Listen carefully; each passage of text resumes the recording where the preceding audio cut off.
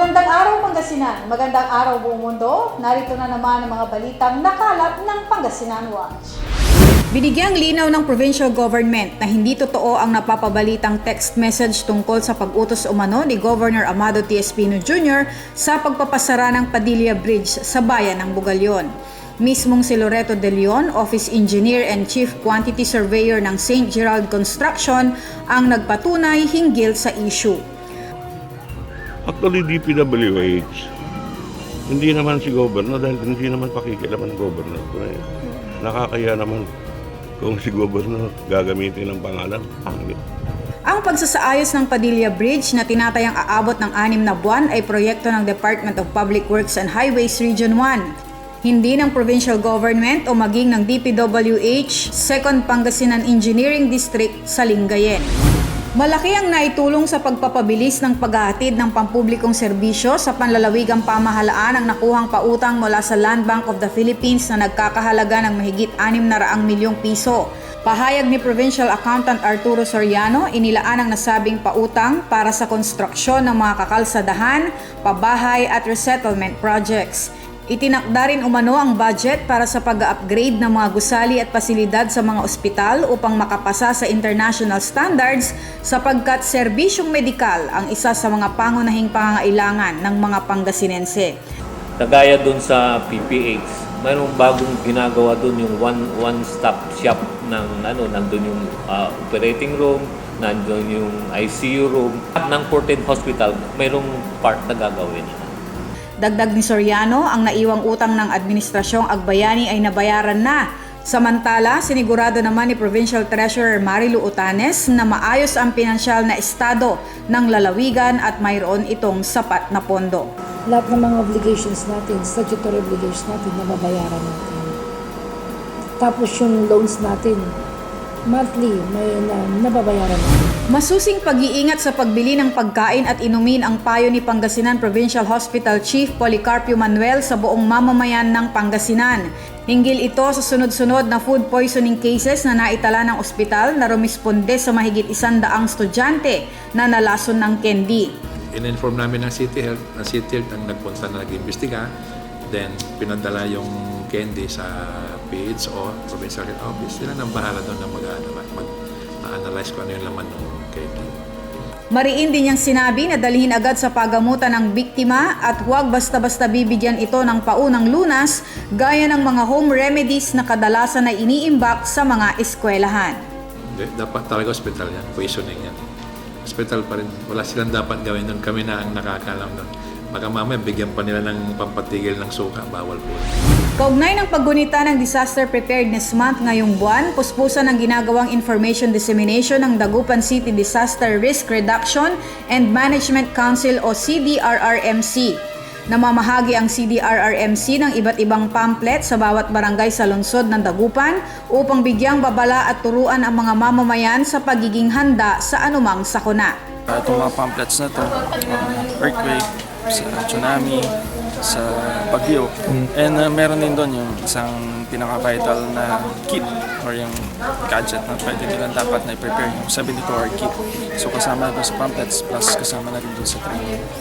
And ganoon din, sa CDRMC din is part pa rin yung upgrading ng mga vehicles, mga equipment natin for emergency response and for sa Bilan 1691. Inihandog ng Rotary International ang mga bagong pasilidad katulad ng palikuran at hand washing facility sa North Central Elementary School sa San Fabian, Pangasinan.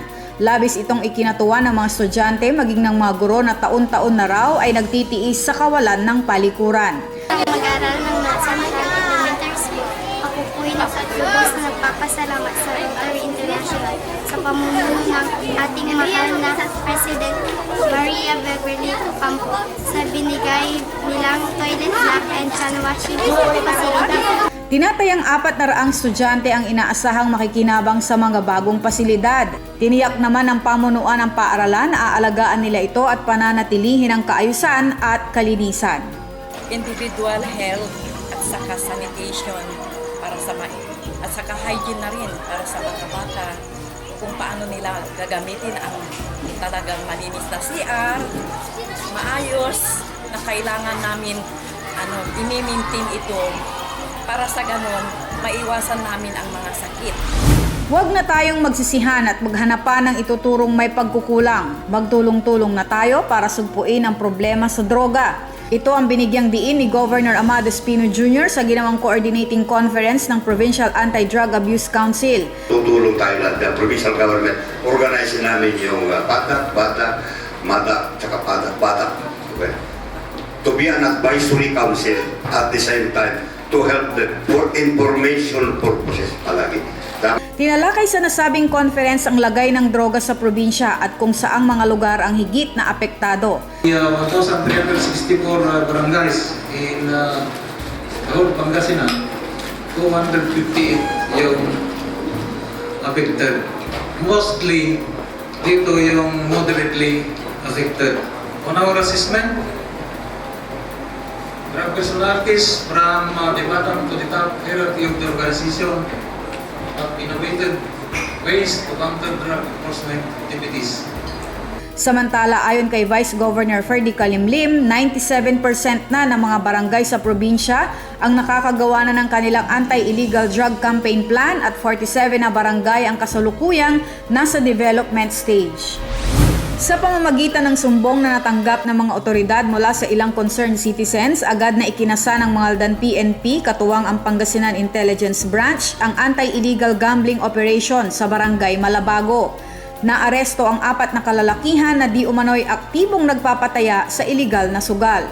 Nakumpiska sa mga ito ang 2 calculator, 4 na ligaho, pera na di bababa ng 1,000 piso at ilang gamit sa operasyon. Kung saan ito nga ay nakahuli tayo ng 4 na pinaginala ang mga bukis at ito naman dahil sa sinagawa nating operasyon ay sila ay nahuli at ayun nga na-filean na natin ng kaso at sa ngayon ay siyempre meron namang kaukulang bail naman ito, so meron din silang karapatan din namang pag-bail for their temporary liberty. Nagpapasalamat naman ang mga otoridad sa aktibong partisipasyon ng publiko upang masawata ang paggawa ng mga iligal na gawain.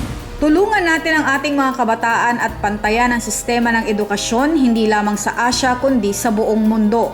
Ito ang naging pambungad na salita ni Vice Governor Ferdinand Kalimlim sa ginanap na PTA Forum sa Pangasinan Development and Training Center na dinaluhan ng mga guro at estudyante sa buong lalawigan. Tinalakay rito ang mga patakaran kaugnay ng K-12 curriculum, sakop ang class program, learning areas at grading system.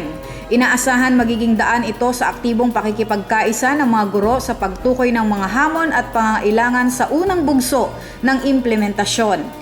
Ani Dr. Maria Celia Junio Fernandez, ang DepEd Division Superintendent ng Pangasinan 1, mahalaga umanong maipaunawa rin sa mga magulang ang pagbabago sa sistema ng edukasyon. Talagang ambivalent ang kanilang attitude towards K-12.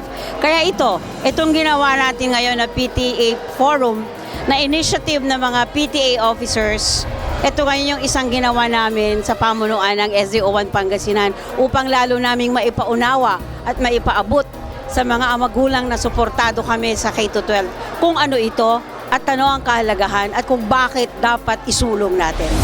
Native at fusion cuisines, ito ang mga inihahain ng kakabukas pa lamang na Riverside Restaurant sa kanilang mga customers ayon kay Edwin Salinas, ang may-ari ng nasabing restaurant.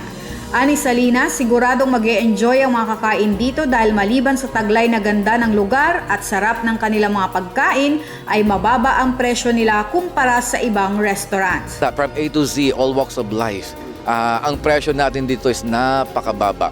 Mababa tayo. Talagang mag-enjoy ang pamilya na minimal ang budget, pero with class yung magiging dining kanila, experience nila.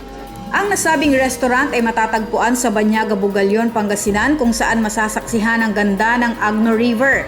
Maliban sa main hall ng restaurant, meron din silang bar area at mga kubo na nakaharap mismo sa Agno River kung saan malalanghap ang sariwang hangin mula sa ilog. Samantala, sinabi rin ni Salinas na marami pa silang idadagdag na amenities at gimmick sa restaurant upang makaakit ng customers. Then soon din sa restaurant din natin, every Saturdays and Sundays, meron din tayong parang cultural show na Pangasinan. At yan ang mga balitang aming Calap. Ako si Vance Padilla at ito ang Pangasinan Watch. Broadcasting from Pangasinan to the world.